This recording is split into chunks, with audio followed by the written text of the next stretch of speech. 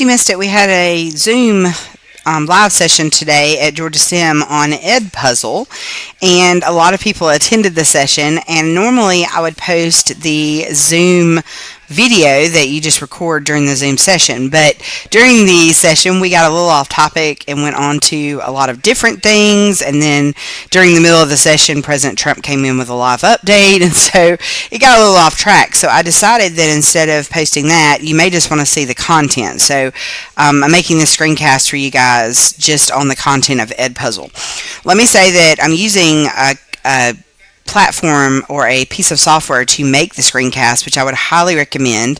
It's called TinyTake, Tinytake. It is great. I cannot tell you enough how much I like it better than Screencast-O-Matic. Screencast-O-Matic, which is most of you are probably familiar with, which is a screencast in your browser. It is web-based. This one is actually a piece of software you download onto your computer, so you can save your videos locally. It's just, there's a whole bunch of advantages. So I will actually post the link to that with this video when I post it, and then I hope you go and check that out. Okay, so EdPuzzle. So the first thing you're going to need to do is to go to edpuzzle.com. And if you do not have an account, go ahead and sign in. I would recommend that you use the same email address that you use for your school, for your children to communicate in Google Classroom.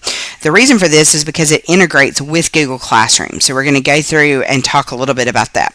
All right, so first of all, what is EdPuzzle? Well, EdPuzzle is a way to take videos that you either find online or that you personally create, and embed in the video questions. And then those questions are automatically graded based on the key that you provide. And then that number is actually integrated with Google Classroom and put into your gradebook, and voila, you have an interactive lesson. So it's great for a flipped classroom. It's also great for children who need enrichment or remediation. It's even great for the absent student that you may not have time to go over the concept with them individually, but you want them to get the material. So if you showed a video in class, for example, you can find an EdPuzzle with that same exact video and then utilize that to help them achieve that same mastery of that same standard. Okay, so the first thing that you can look at over on the side is that there are several different toggle points. You have home, curriculum, Commerce High School, which is the high school I'm affiliated with. I'm the science department chair and teach a whole bunch of different things there. Do some other things, wear lots of hats. This says my content. And then this is where I save the things that I have either personally created or that I have borrowed and adapted for my kids.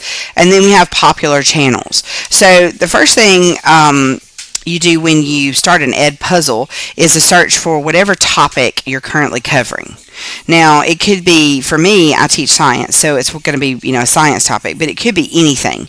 So earlier today in the EdPuzzle Zoom, we had teachers that teach Spanish, so we looked at some Spanish videos. We have a teacher, Carrie Matthews, Dana Ward was a Spanish teacher. Carrie Matthews teaches economics, so we looked at some econ, and we looked at how to differentiate between like honors econ and regular econ. We had Wendy Sims in there, and she was a special ed teacher, and so we talked about her experience with using this as like a remediation tool or to enrich kids who are needing a little bit extra on a topic. We had several people drop in, like Miss Davis, who is a media center specialist and kind of a STEM guru at the middle school level. We had a lady, and you'll forgive me, I think her name is Miss Chester. I'd have to go back and look, but she's from Athens Academy, and she dropped in as well. So we had lots of people dropping through the Zoom session, and they were talking about different things and what worked for them. I think, of course, I didn't name everybody. So just make sure that you realize that this is adaptable for any topic that you want to adapt it for. So when we are typing in here, I'm just going to pick something that I think is very common, which is biology. Biology is something that everyone here in the state of Georgia has to pass to graduate. So I'm going to pick a topic in biology, and I'm just going to pick DNA. Okay, so DNA is about, we're on block at Commerce, so DNA is about where we are. And you can look, and now when you see in the EdPuzzle, you see how it has these little bubbles? These are EdPuzzles that are already made for you. Now, you do not have to use them as is. You can actually modify them. So in order to do that, I'm going to pick this one. This is from the Amoeba Sisters. It's called The Structure of DNA. It currently has 16 questions embedded. So I'm going to open this just by clicking it. And when I open it, I can view it. But usually, just because I want to skip a step, I go ahead and click the button that says Edit. And it automatically makes a copy of it and puts it into my content.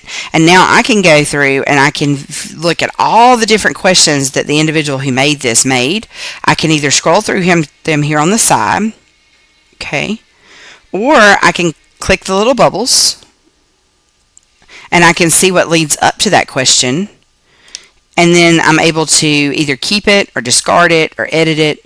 Okay, so I would go through each of these questions and I would make sure that they are what I would want. I can also record my voice over certain parts of the video, like if there's a diagram that you would like to talk about personally or something like that.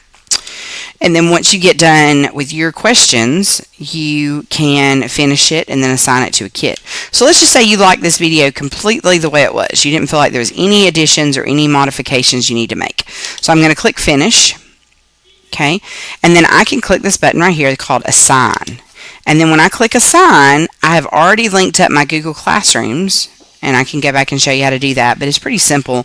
When you first sign up for an account, it asks if you want to integrate with Google Classroom. So if you're having any trouble with that, if you'll just shoot me a comment on this video, or if you want to reach out to me on social media, all of my accounts, I'm JKL Cassidy, Cassidy, and I will help you one-on-one. Like we'll do a Google Hangout or Skype or FaceTime or something, and I'll help you get set up. But you're just going to click on the ones that you want it to assign to. Okay, and then you're going to click a due date. So like I would give them, however many days I want to give them. Okay, and then I'm going to save it, and then I have the option of preventing skipping, so they aren't allowed to skip forward in the video. Turn on closed captioning, which is always fun, and then also to post on Google Classroom. Okay, and then I would click Assign. Now, I've already assigned my EdPuzzles, so I definitely don't want to click Assign. So I'm going to go and I'm going to show you what it looks like after you assign it. Okay, so I'm going to X out of this.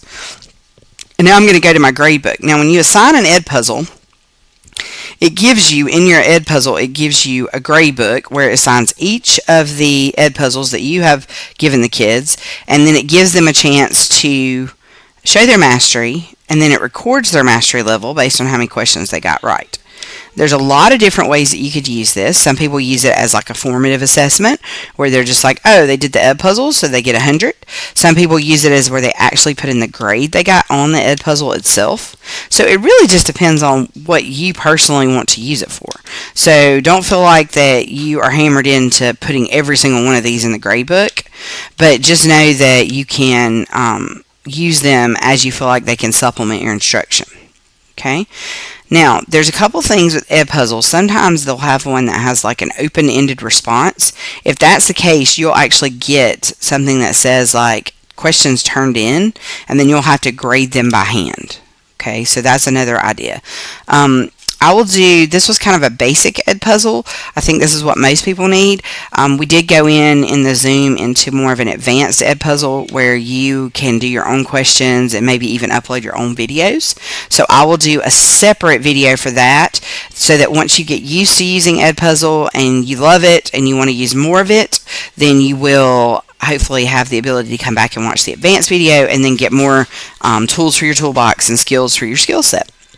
Okay, well, thanks for joining us today if you did, and if not, then I hope you'll join us Wednesday at 3.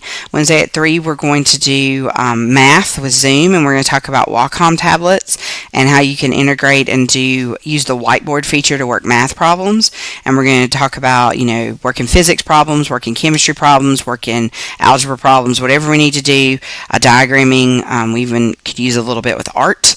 So if you're interested in that, there'll be a code release and a Zoom link on Wednesday at about 2:50. You can follow on Facebook, you can follow on Instagram or Twitter, and you can also just go to the website at georgiastem.com. All right, Dr. Cassidy, checking out. Stay safe out there. Wash your hands.